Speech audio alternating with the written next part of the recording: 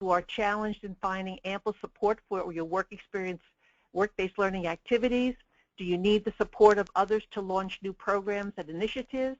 And the answers to these questions can be found in the Efficient Blueprint to Start and Operate an Effective School Business Advisory Board, which I'm going to show you. Keep in mind, I always like to think when you're starting an advisory board, start small, but think big. This webinar, it will cover why your school and business community need an advisory board, how to create an action plan for your program, how to identify, recruit, and motivate partners, how to organize your group and conduct dynamic meetings, and the necessary tools to operate effectively and keep your members engaged. Before I actually get into those topics, we have a poll this time, and what I'd like to know is what is your current advisory board status? Do you already have an advisory board and you are looking for some tips for growth and sustainability? Do you already have an advisory board but you are not reaping the resources you should be getting? Or are you a newbie? Are you interested in creating an advisory board for your new program? So Gretchen, can we do the poll?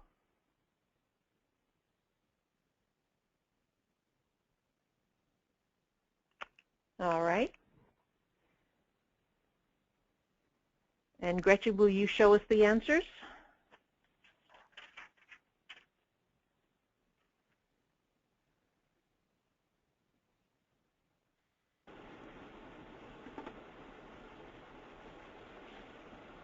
The majority of respondents, about 75%, said they were interested in creating advisory boards for the new program.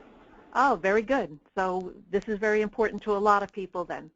So thank you for your feedback, and let's move on. So here we have a screen that sort of gives you an idea of initially you're probably going to be working as an individual starting this advisory board, and you have the power of one horse that you're going to have pulling you through the advisory board activities. What I'm hoping to show you is how that you want to quadruple that horse. You need more than one horse to make your advisory board successful. It's impossible for just one person to truly run the advisory board and to get all the benefits that you should. So as we go along, I'll show you how, what is the power to make it successful and how do you harness it. So when we talk about advisory boards, I probably need to clarify at this moment that there are different types of advisory boards.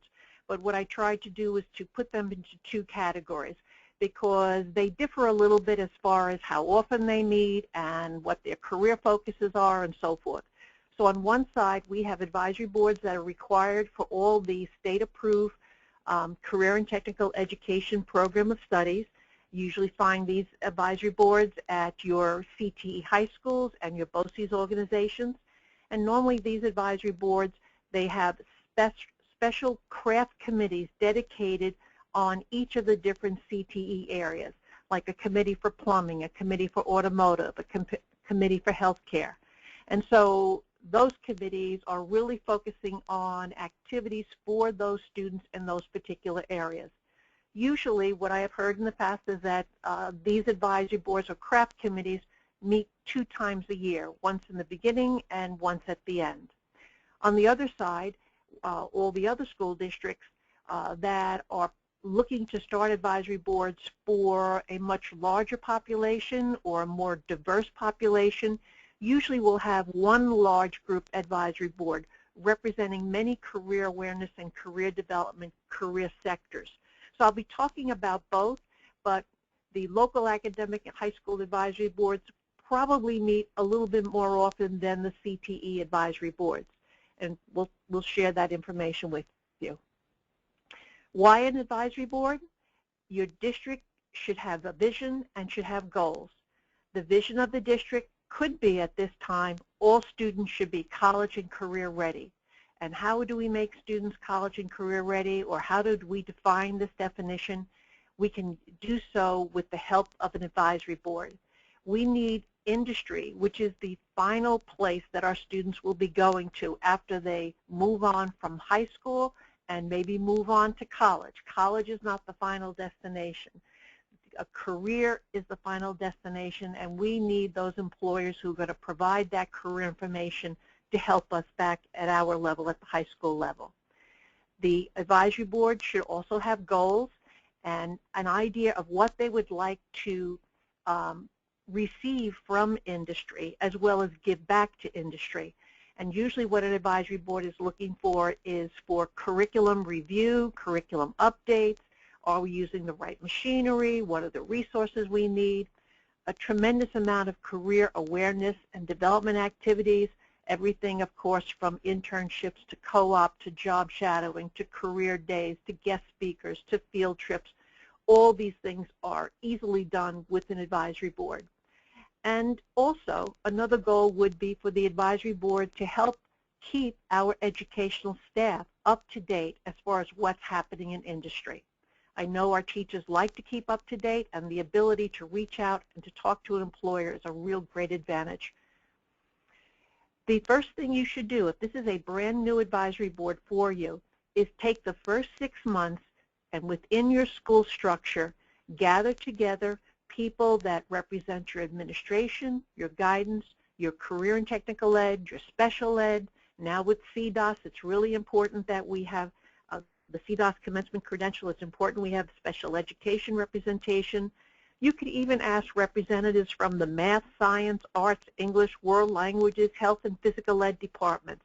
If you're creating a board for your entire school, you will want to include those departments.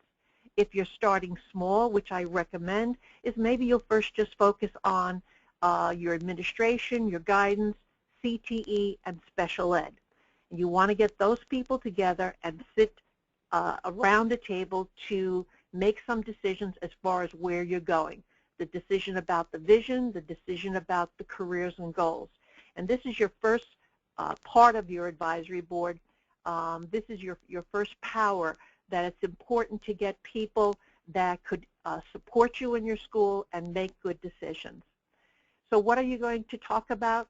Well, the educators, that this is the time that they should take to talk about when will we meet, how often will we meet, where will we meet, the nuts and bolts of the operation of the advisory board.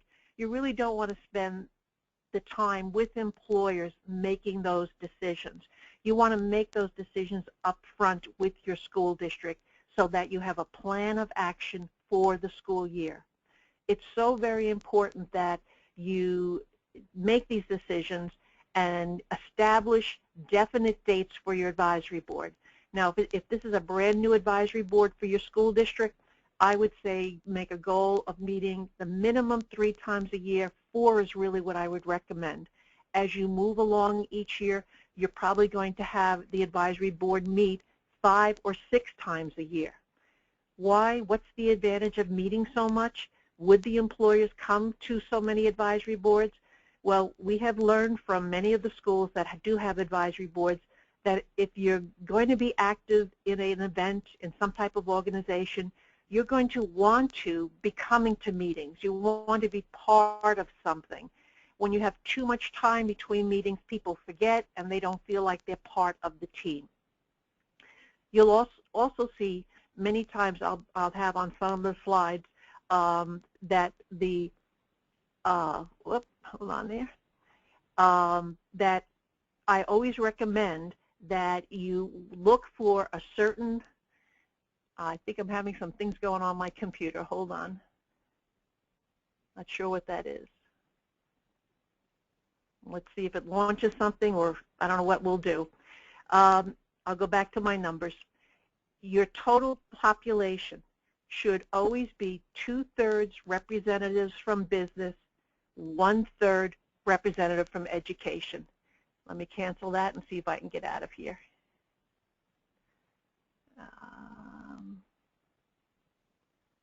Good. I think I'm in the right spot.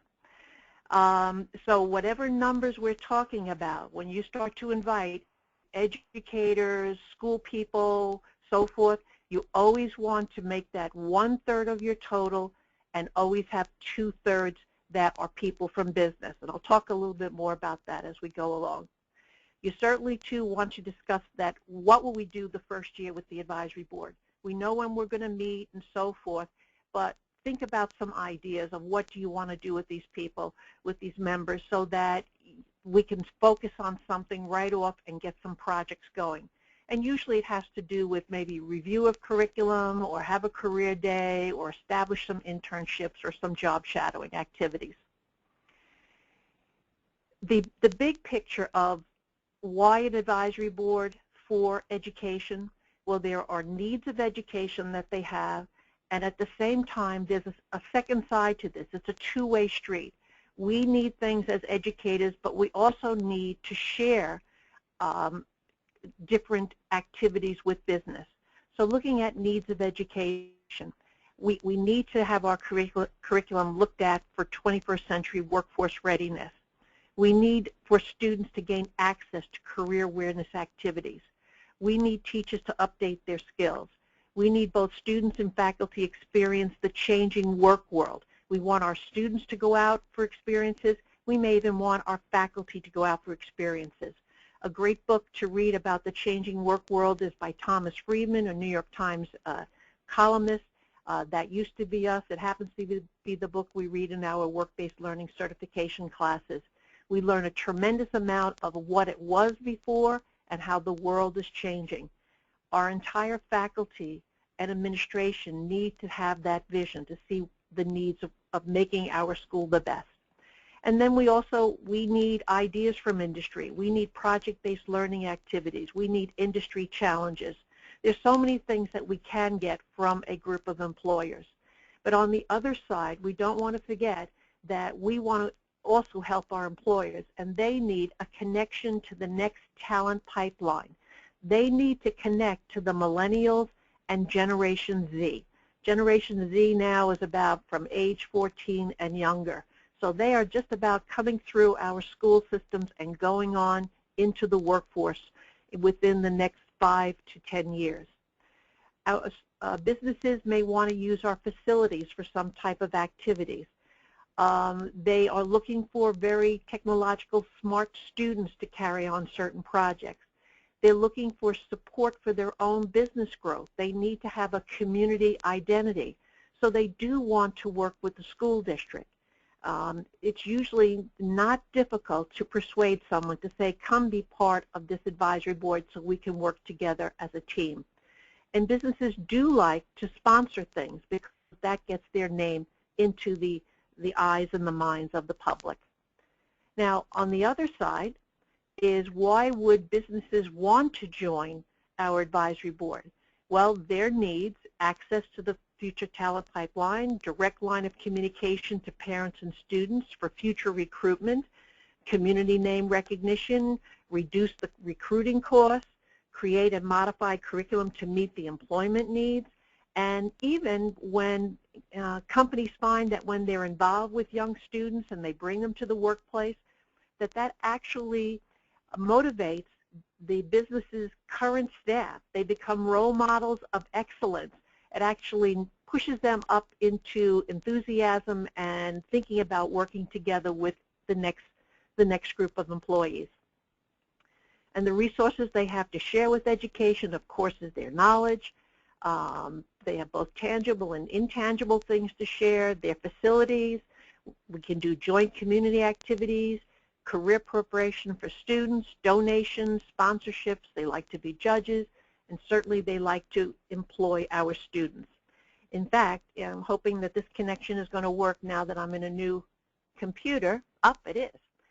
I'm going to be sharing with you a letter that was written by the Smithtown co-chair of the Smithtown Industry Advisory Board about 2 or 3 years ago. The gentleman, Robert Matson of Sannon, Matson & McLeod, is the president of the advertising agency on Long Island, and he was asked to speak to a group of SHRM, Society of Human Resource Managers, about why SHRM HR people should consider joining advisory boards. And Bob did a wonderful job in his letter, and I think when you get the hard copy of this, you will see that you will be able to use this with your employers also. Because Bob talks about first, he says, I was assumed that I would go in to speak to HR people and talk about all the wonderful things about mentoring young students, contributing to the curriculum, career development, preparing today's youth for tomorrow's workforce. But what was interesting as he was writing this, he realized that, yes, employers can teach students a lot, but right now we are at the point where young students can teach employers a great deal. Employers have so much to learn from students as they have learned from us. So it's a two-way street. It's not just employers educating students. It's also the other way around. So he goes on and he talks about some examples and how his workplace has changed and so forth. And he poses the question that here he's an employer and he wants to know, what will it take to motivate and train these digital natives? And that's what they're called because of their connection to all the digital resources. What kind of working conditions will be needed to maximize their productivity? What kind of work schedules will mesh with their time-independent 24/7 lifestyles? And remember, as they become more of the workforce, they also become more and more of the marketplace. So we need to understand the next generation for our employees, future employees, but also as our future customers. So very strongly, Bob said to the group of the human resources people, ladies and gentlemen, you need to go back to school. You need to become involved with the local IAB, which is our Industry Advisory Board, either in the community where you live or near your place of business. Do all you can to help it grow and expand. Work with the kids. Get to know what motivates them and the things they find important. Learn and understand how they live in their mobile world. Smart HR professionals will realize that in their very near future, these will be the people that will be hiring based on job skills none of us yet know about. It's fine to keep up with the change through professional journals, but nothing beats first-hand experience. Right? And he ends his speech with, remember this, when it comes to the digital world of tomorrow, they are the natives and we are the aliens. All right? So they're going to be the ones that are going to be making the decisions and ruling what's going on. So I think it's a really great article, and I'll be sharing that with you along with the PowerPoint, as you know, that I share every time I do a workshop.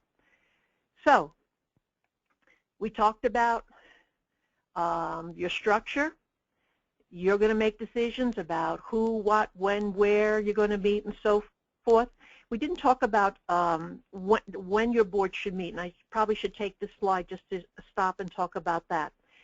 When you first start off with your advisory board, you're going to have to make a decision. Should we meet at 8 o'clock in the morning and have employers come in at that time and meet from like 8 to 9:30 or 7:30 to 9?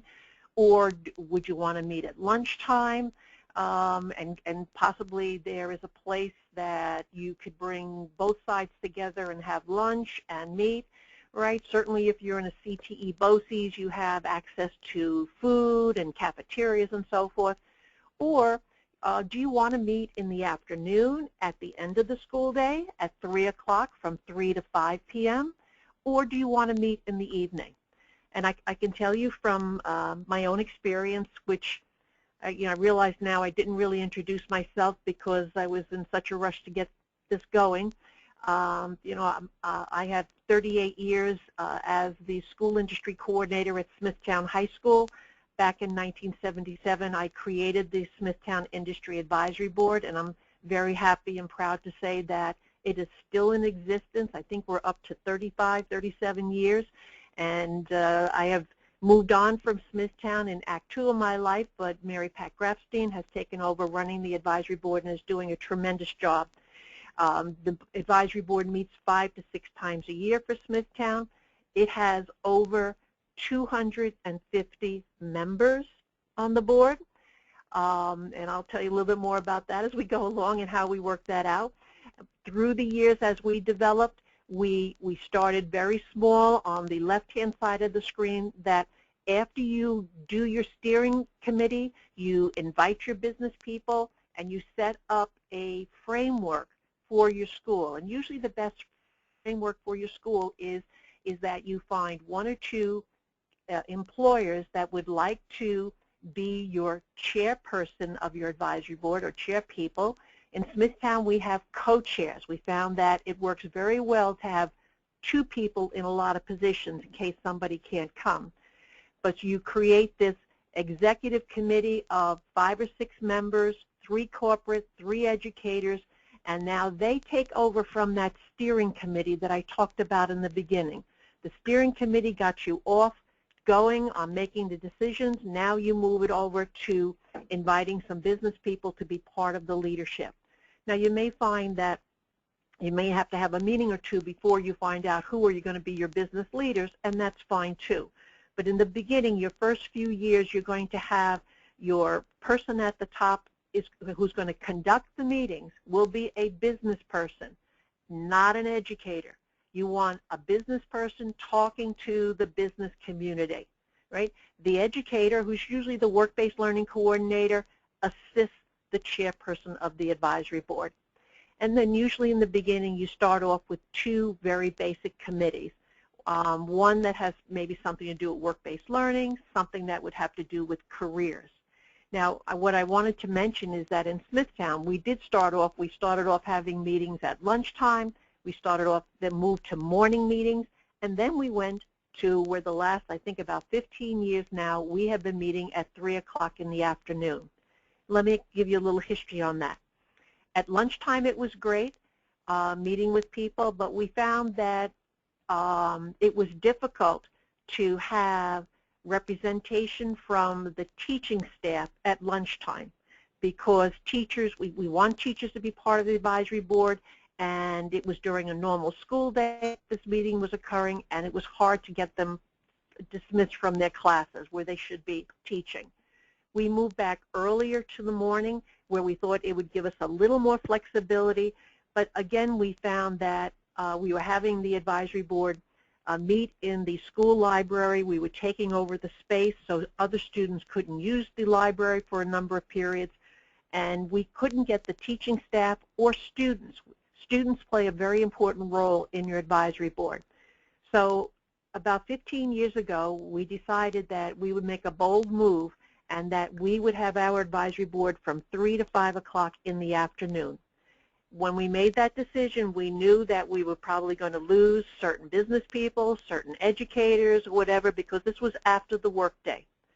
But what we found out is we actually gained more people, because where there were educators who couldn't come at all before to the advisory board, now they would come because they wanted the access to resources and the interaction with employers.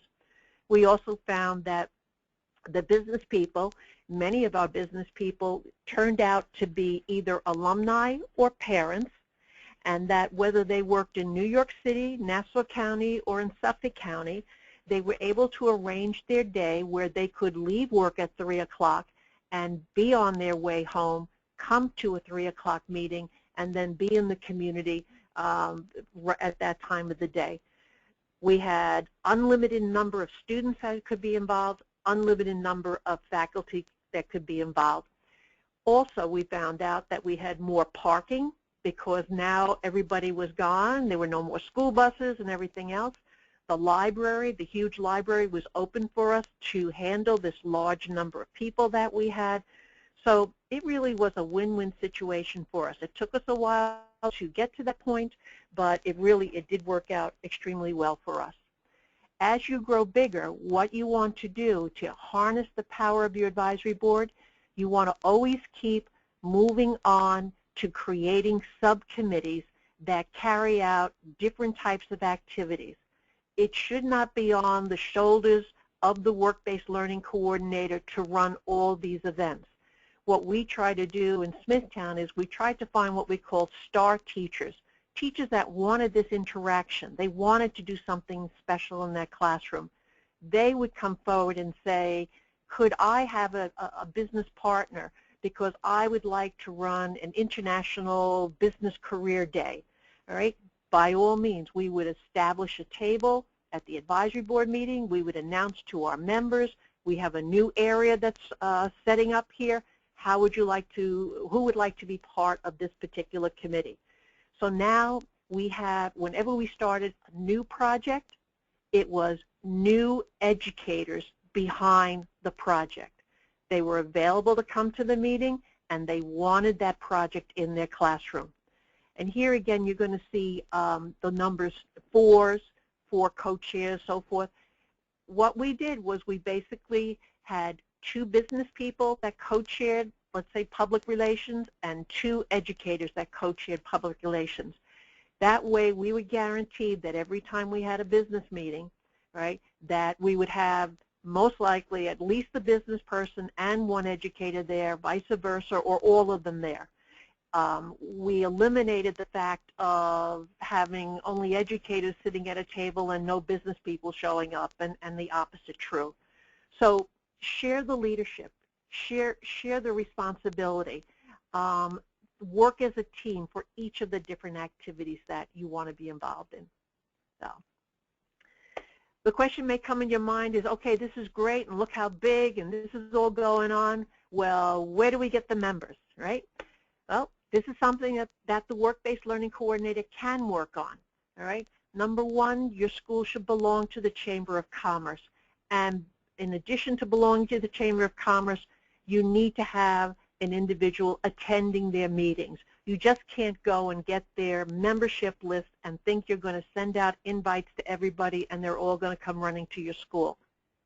You need representation, whether it's the work-based learning coordinator, or in many cases in my situation, I found that my school superintendent would go to the Chamber of Commerce meeting, or we had the Hop Hog Industrial Association meeting, or he belonged to Rotary or something like that.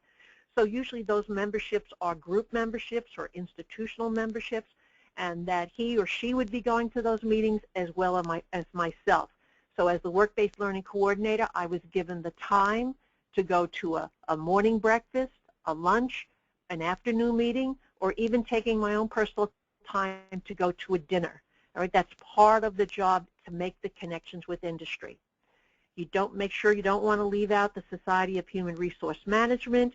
We have over, I think, 14 chapters around New York State, all great group of people that are human resources people that love to work with education because that's their connection to the future talent pipeline.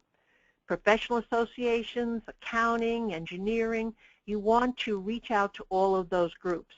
In fact, while you're reaching out to those groups, what you want to do is almost also designate, like, who will be the member from the Chamber of Commerce that will represent the Chamber at our advisory board meetings.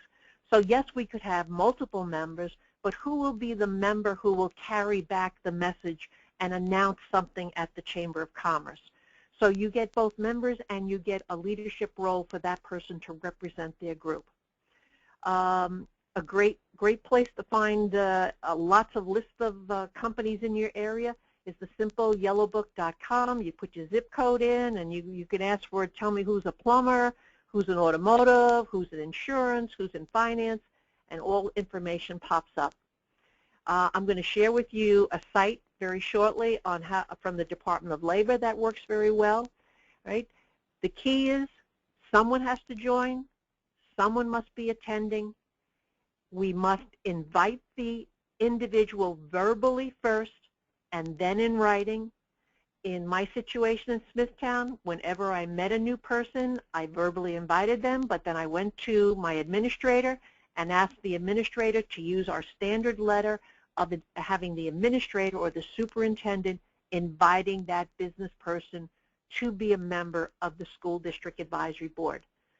Very strong power in this situation. It just wasn't me, email, hello, are you going to be there? It was somebody who had a much higher status than myself. Very important, too, that when you are working with advisory boards, constant, frequent communications. I'll mention that on another slide to come. Some examples of corporate community members, you got your big box stores, you got your supermarkets, you got your banks, you have your delis. Interesting, it's very difficult for business owners in many cases of small businesses to come in the morning because they're usually at their shops at 7 o'clock in the morning and they're opening up and they have to be there at the beginning of the day. There are many businesses, however, like a deli where the end of the day is finished for them about 3 o'clock and they could come to our advisory board meeting. So some of the smaller owners, it works out well for them to do the afternoon. Sometimes, too, you need to look for the people in the company that are the sales and marketing people, because it is their job to go out and meet other people.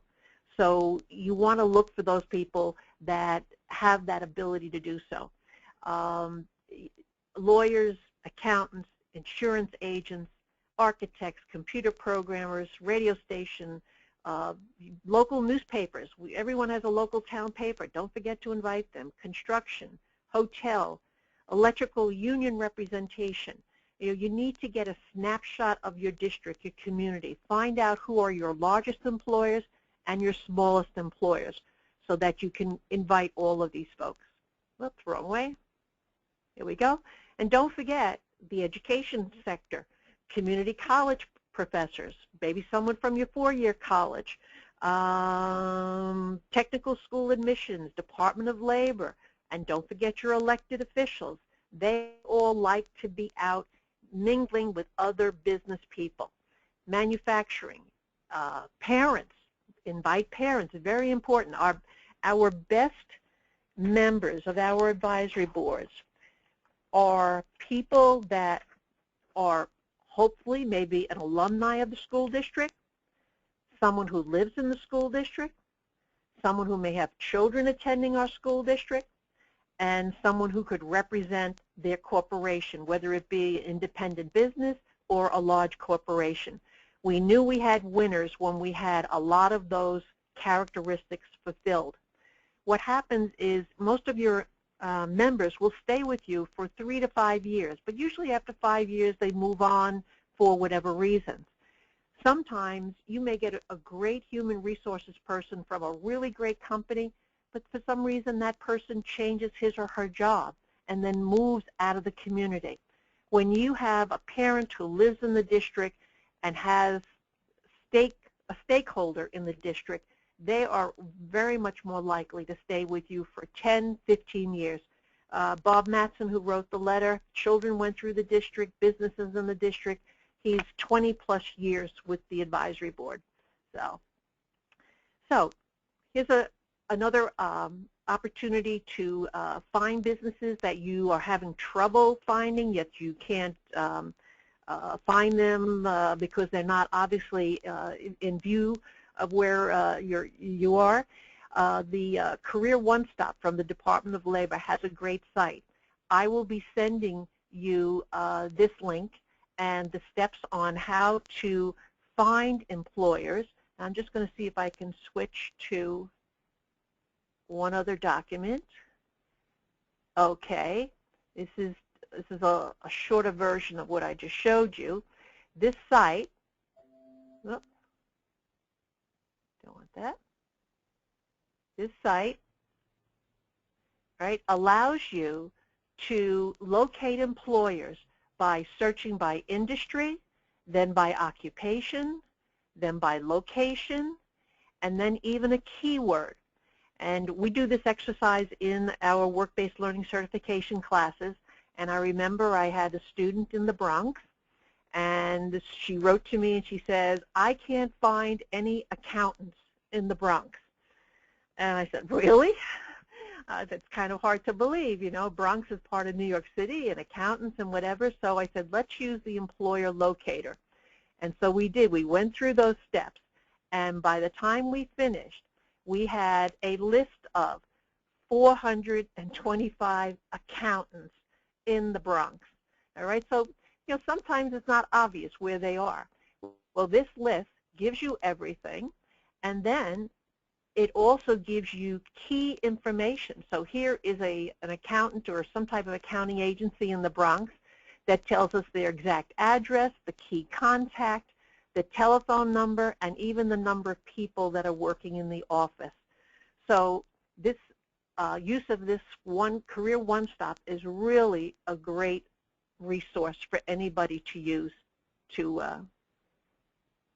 help find more employers. Okay, why did that happen? There we go. There we go. So our membership, I've talked about that. Don't forget to add the Board of Education. At Smithtown, we had a dedicated person from the Board of Education that came to all our meetings, invites parents, possibly PTA council people. Interesting comment that we received from the fathers or the male population when they would come to our advisory board meetings. One individual came over to me and said, I feel like I'm at the male PTA meeting. And I said, really, is that good or bad? And he said, this is fantastic because I'm here in a room with 75 people or whatever number we had at that time. And these are business people that I have not been able to reach by telephone or get in the front door. Here you have the major company in our neighborhood. It was Computer Associates at that time, and you have two people from that company.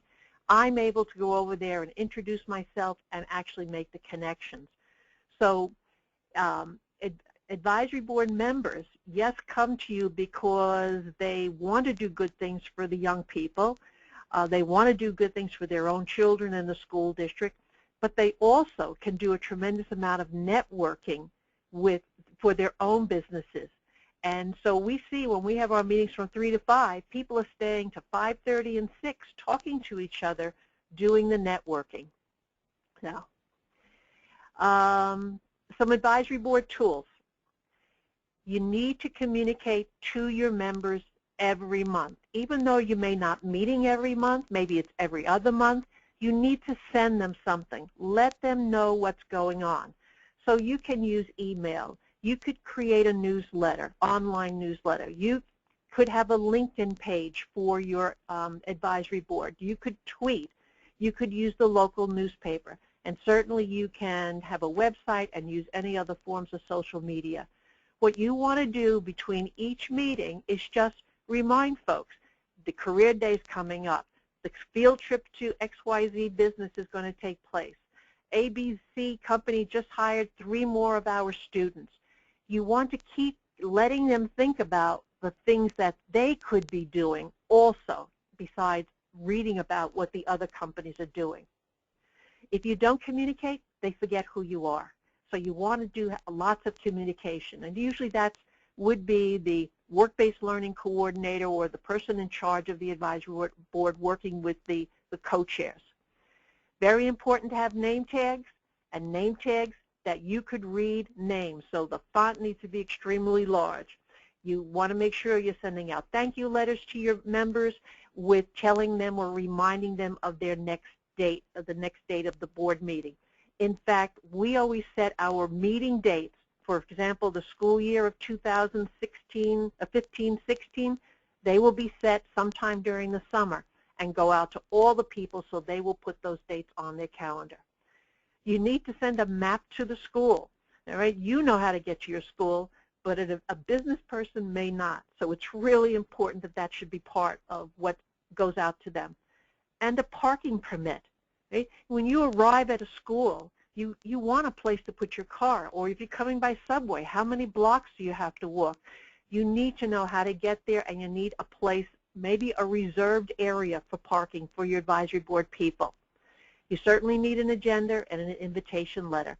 All of these things are things that we do in the work-based learning certification courses. When you're having your meetings, you have to have refreshments. You just have to.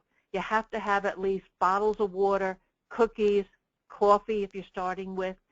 But what we found in Smithtown is that after we established ourselves a couple of years, we realized that we could ask the businesses who would want to sponsor a meeting. And it was for a simple either $50 for boxes of Dunkin' Donuts coffee and donuts and munchkins, or going to something like $250. You know, depending upon your employers, one may not be too difficult to do. And so at the beginning of the year, we asked, who wants to sponsor the meetings? They have the meeting dates, and then without a problem, people almost fight to sponsor a meeting. When we have the meeting, then there are signs up that say this meeting has been sponsored by XYZ Insurance Company, and we give that individual 3 to 5 minutes at the beginning of the meeting to talk about who they are and what their company does. Almost in all cases, they don't do the advertisement, but they do. They say something about why they are part of the advisory board. So when you get yourself established, you have to have refreshments. The fact that we meet at 3 o'clock in the afternoon, we realized that many people were working through lunch. So when they came to us, they were hungry. And one of our advisory board people owned the Sexy Salad. And that's a nice store in our industrial park. And he has salads and wraps and things like that. And for $250, we got a nice spread for people to eat. So people come to the meeting because they know food is going to be there, and they have a great networking time. So food brings people. Keep that in mind. Very important. We talked a little bit about what we talked about before with the needs and so forth. What you need to keep in mind, that to keep people coming back all the time, they have to feel like they contribute. If they're not contributing, if they're just sitting and listening and not making a contribution, they're going to start to say, why am I here? So you want to get everybody involved. You want them to ask for advice. You want to get them on a subcommittee, right? At the same time, too, you want to also have student presentations because they want to see their hard work and what is the final outcome. So many times students would come back and talk about their DECA accomplishments or the robotics club or the business Olympics. So the business partners are getting a chance to share advice and also see the results of what they've shared. Here's something to think about, what we don't talk about. We never talk about school budgets. We don't talk about politics. We don't talk about testing. We don't talk about bad behavior of the next generation. We don't talk about salaries of teachers, right? This is all positive, win-win information. We find that our superintendent, for over the past 30 years, we've had many superintendents, almost every time comes to our meetings because of the visibility, right? That superintendent likes to meet the parents and the employers. And being a local academic school, we have a budget that needs to be passed. So not that he talks about that, but it's good to be there and to meet the folks. We found that, again, those fathers that came and mothers, they liked the fact that they could meet their teachers as well as administrators of the schools. Not so much to talk about their kids, but just to know more about the school. So, almost finished here. First meeting, some suggestions. Verbally invite 3 months before the first meeting. You have to give business people a lot of time. Superintendent sends his or her letter out. If you don't have a superintendent, if you're in a big city school, use your principal, your school principal, the highest administrator. The invitation letter with the meeting agenda goes out. Then you have to follow up with a telephone call just to make sure if people have not responded, a phone call needs to be made. Email 2 weeks before the meeting. Send the map, the subway directions, the parking passes. When you start sending those things, it starts to firm up in their mind they're going to come. So, and we talked about parking. Make sure you work with your custodial staff in setting up the room, the microphones. We always would forget a coat rack. You need to remember a coat rack. People like to hang up their coats and not drape them across chairs. Name tags, agenda. I think I hit all of that. Okay. Oh, I know what I missed. The bathroom key. All right. You invite people to come. Make sure you have the bathroom key to the adult bathrooms. Very important. So, and then the second year, you review. We have our executive board always meets in the summertime. We review what happens, and we start to plan for all the things that we're going to do. So I think I'm going to stop here because let me end on harnessing the power is not one person trying to do all this, but a team of people that is surrounded by administrative support, lots of communication tools, lots of win-win types of activities. So Gretchen, are you there? That we can maybe answer some questions? Yes, you have one question come in during the webinar. For okay. Listening, if you have any questions, we have a few minutes left, so you can submit them in the questions pane on your control panel. But the question that came in, it came in a little earlier in your webinar, who specifically should be looking at the curriculum? Is it the employers or the colleges you have an articulation with, or both? I would say both. If you have the representation from both sides, you want them both to look at it. So we get nothing but great ideas from employers as far as authentic projects to do in the classroom. So that's really a win-win. Okay. If you don't have any more, we can give it a couple minutes to see if something's in. Come on, folks. There must be questions. Unless did they all leave?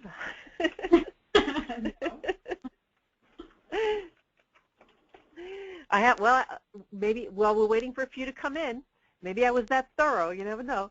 Here's some troubleshooting problems. Your advisory board chairperson can no longer lead the group. What do you do? Well, this is why you have a backup as a co-chair, and this is why we have many co-chairs of different committees, because you are always looking for leadership for your advisory board. So in a way, you almost plan and see who's going to be the next person. How about number 2? Your educators begin to drop out. They are either overloaded with other duties or they lose interest because they perceive that nothing is happening for them. I mean, that's going to happen for both businesses and educators. What I didn't mention is I would always invite at least 5 new members at every meeting. You don't stop inviting people. You invite them all the time, 7 days a week, 24 hours a day, anybody who would be interested. And that's how in Smithtown we have a number of 250. I know on Mary Pat Grafstein's email list. And when I was talking about, make sure you're 2/3 employers and only 1/3 educators, by having a larger portion of business people, you're going to then end up with a larger portion at your meeting, because what happens is you'll get great attendance in the beginning, but then it becomes difficult as you go along, and you will probably get about 50% of your business members at a meeting. So you want to make sure that if you're getting 50% of something, that 50% of a large number is important. All right, they do have their businesses to run, so you have to understand that. And teachers, keep inviting new teachers to let them know how they could benefit from it. So just interrupt. You got a question? Go ahead. You mentioned co-chairs for Advanced Advisory Board. One group was technology education and another education technology. Could you elaborate? One may be for the technology department, so the robotics and so forth, and the other one could be the education technology, where you're bringing in digital learning into the classroom. Those were just examples of a couple of committees. Right now in Smithtown, I think there are 15 committees, right? Everything from Healthcare Career Day, Robotics Committee, Business Olympics, International Business Day, goes on, all right? And it's because of interest areas. People say, I'd like to do this. Let's form a committee. Okay. The next question would be, now they're coming in. Give me 1 second. Okay, we woke them up. How do you increase the number of members and still have a quorum for voting? I had a terrible problem with getting a quorum to vote. That's a good question, because one thing I never talked about is we really never voted really on anything. I guess we were very, I don't want to say laid back, but not so, we did not have a major structure. We did not vote on things to do. If we had enough people who wanted to do it, then that was what we went forward with. So I would like to know what they're voting on, whether they should go ahead on having a career day. Well, if more than 50% say let's do it, then I would do it. So there was no Robert Rules of Order. In fact, I didn't explain, is our meetings were for 2 hours. The first hour was a general meeting. Everybody listened and learned about what all the groups were doing. The second hour, we all sat at round tables and all our committees worked on their projects. So we got the big picture and we got the small picture. And I guess the voting was going on at the tables, the small tables. Okay. The next question is, my school works with multiple school districts. We currently have about 60 students. With keeping the business/educators ratio in mind, would you recommend inviting CSE chairs or members of boards of education from the districts we serve to be part of the advisory board?